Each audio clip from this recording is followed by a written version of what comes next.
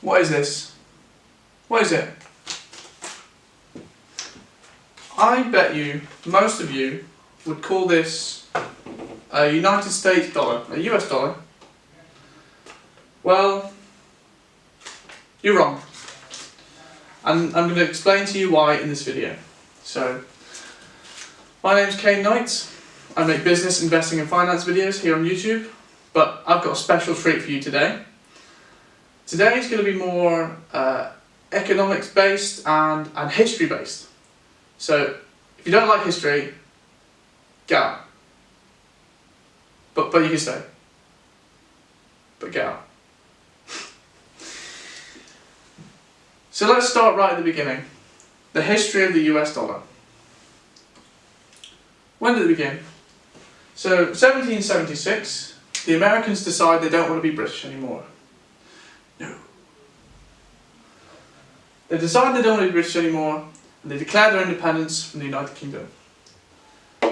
Now what do? What currency do they use at the time? Well, they were using pounds, but they can't use those anymore, because they're not British. So they issue their own currency called the Continental Currency. The Continental Currency goes on this time. And the government's having to pay for all the troops and all the expenses that war brings, really. And so they end up printing too much of this continental currency and it becomes worthless. And that led to the saying, not worth a continental. 1791 comes along, and this is when the US, all the states actually, they come together and ratify their United States Constitution. And in this Constitution, they put in Article 1, Section 10. And this is really important. It says, no state shall make anything other than gold and silver legal tender in payment of debt. Now that's a mouthful, but this Article 1, Section 10 was what they learned, was a protection against what they learned in the Revolutionary War. If it's gold and silver, tied to gold and silver, you can't print too much, and so the currency isn't as changeable by the government, isn't as manipulatable by the government, manipulative, or another word. Fill word. So now we get to 1792.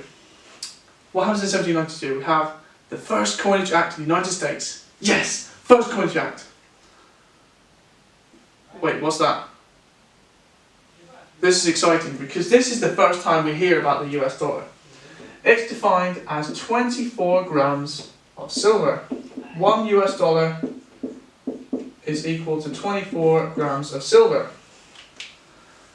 Now, this is key because between here and 1900, between these two, this is what was the deal, and we call this the silver standard because the dollar is silver, or can be converted to silver.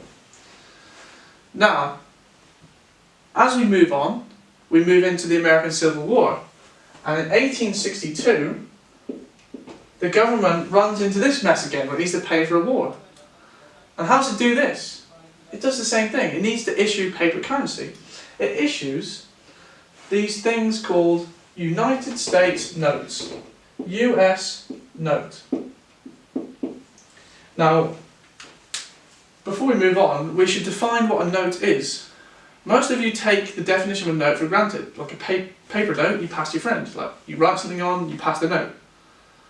But actually, the technical financial definition of a note is a debt liability. A liability being something that is like a problem for you, it's something you owe. So the United States issues these notes, and that the idea would be a note. In general, a note is something you issue it, and then once you have it, it means you're entitled to something. But with this one, there was a slight difference. You couldn't actually convert this to the silver dollars. You couldn't convert them. And if you remember from Article 1, Section 10, it said legal tender is only gold and silver, that's what it's allowed to be. But here, 1862, they had the Legal Tender Act, and they tried to make this paper here legal tender, forcing people to accept it in payment of debt. Now this is important, very important, because this was quite controversial at the time. So they rectify this after the Civil War in 1875 in the Specie Repayment Resumption Act. And what that did is it meant that these US notes could actually now be converted to silver dollars. Great. Now we're not in this predicament anymore where the government can print too much. As time moves on, we get to 1900, and as I said, the silver standard was between 1792 and 1900. What happens in 1900? Well, something very exciting. The dollar gets redefined. Redefined. What do you think it gets redefined to? Gold. A unit of gold. So, end of 1900 is the gold standard, where $1 US is now equal to 1.5 grams of gold. 1.5 grams of gold. Now, this is just saying that gold is now what money is. Before, silver was money, now it's gold that's money. Interesting fact though, the silver and the gold you still had silver coins in circulation at the time. Interesting. But, obviously, it's not practical to carry around metal all the time, especially when you're dealing in heavier transactions. So, gold and silver, what you do is you put them in a bank. And the bank would give you their own note. So not a United States note, a different note. It's just an IOU basically. The bank says, I owe you gold. And you can use that paper as now money. And this was how it worked until 1913. 1913,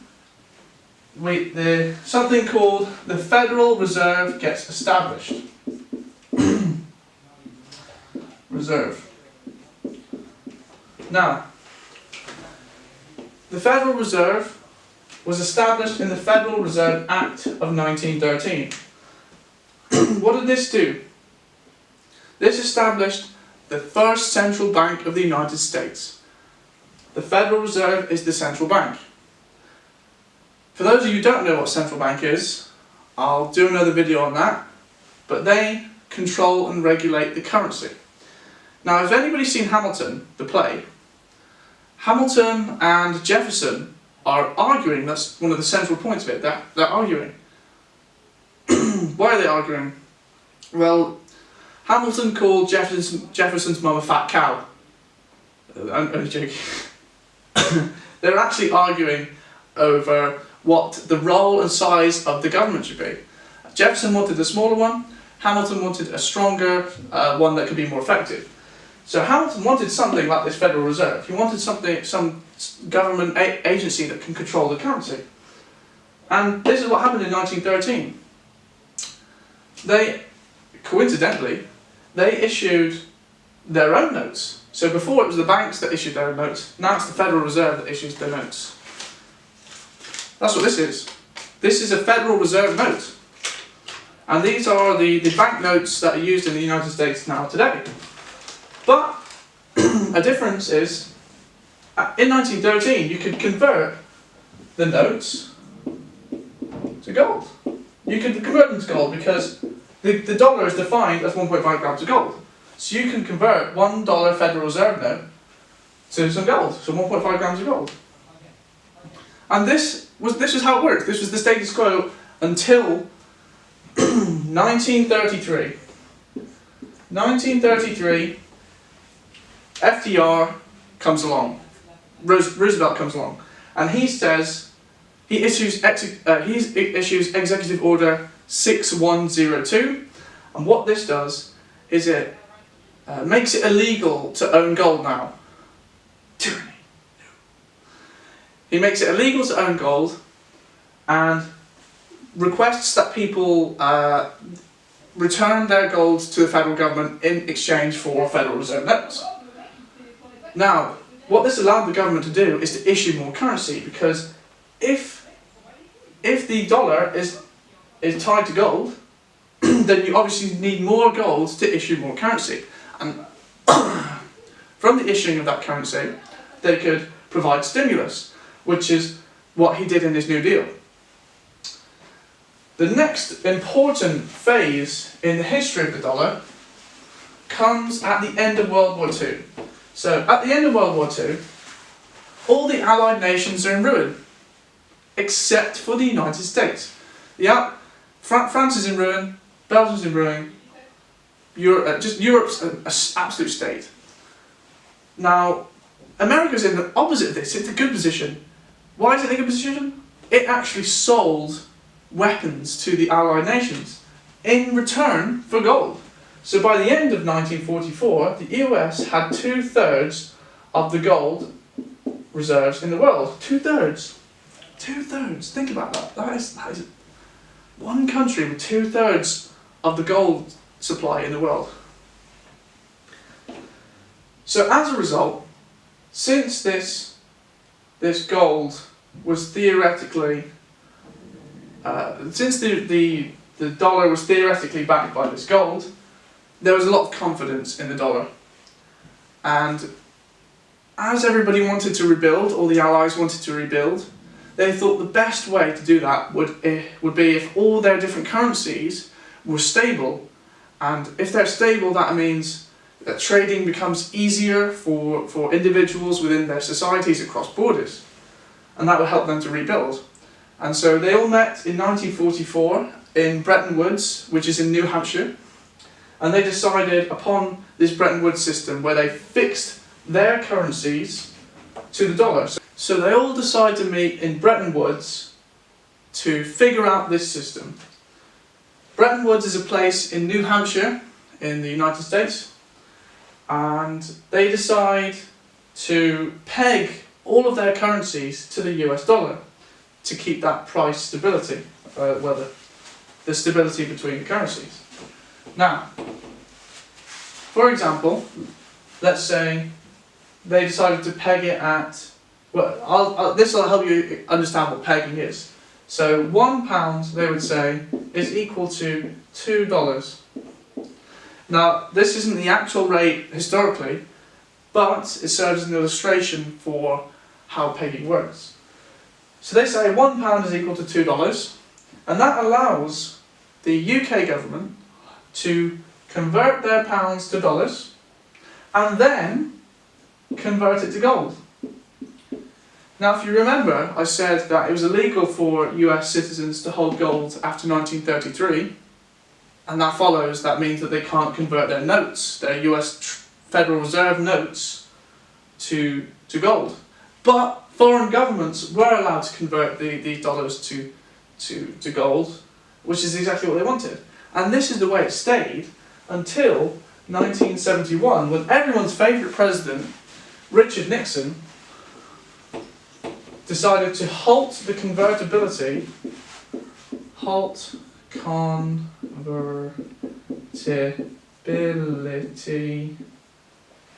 of gold to dollars to gold, basically. And why is this important? Well, this sent us into a fiat era. So between 1971 and today, we were in a fiat era. Before 1971 and 1900, we were in a gold standard. Gold standard between 1900 and 1971, the bit of blip in 1933. Fiat. What does that mean? Well, I'm going to read the definition for you. Fiat.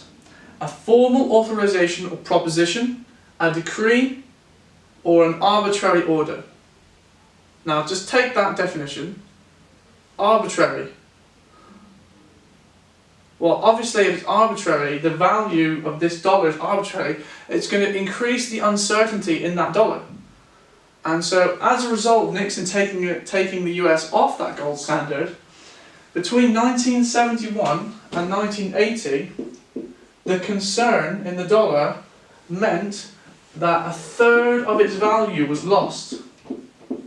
So you could, with $1 in 1971, sorry, $1 in 1980, you could buy 2/3 of what you could in 1970. Now, it actually continued this trend until now, where today, between 1970 and now, it's actually lost 80%. So you can buy, with $1 today, 80% less than you could then, than you could in 1971. Now, a good way to contrast this is, if you take gold and bought a house in 1900, you took like a kilogram of gold, I'm not too sure what it is, and you bought a house with that. Today, if you were to take that same kilogram of gold, or whatever it costed then, you would be able to get a similar sort of house. Now, there are price fluctuations throughout this period, but it's approximately the same. And this is the sign that gold has held its value. Now let's come to the title of the video. A dollar's not a dollar. I said to you that this wasn't a dollar. I said this wasn't. And if you were listening, you'd know why. This is a Federal Reserve note. This is an IOU from the Federal Reserve of the United States to pay your dollar when you give this back to them. But Nixon stopped that. Nixon said you can't do that anymore. So, what did they give you? They give you nothing. This is actually worth nothing. The only reason we still use them is the trust in this note. The trust that we have that someone else will accept it in the future. And if that trust disappears, we get a similar situation to what happened to the continental currency in the Revolutionary War. Just something to think about. Now that's all for the video. If you have any comments, I'd love to hear them. Any criticism, especially, because I want to improve myself. So hit those up in the comments. And thank you for watching. I'll see you in the next one.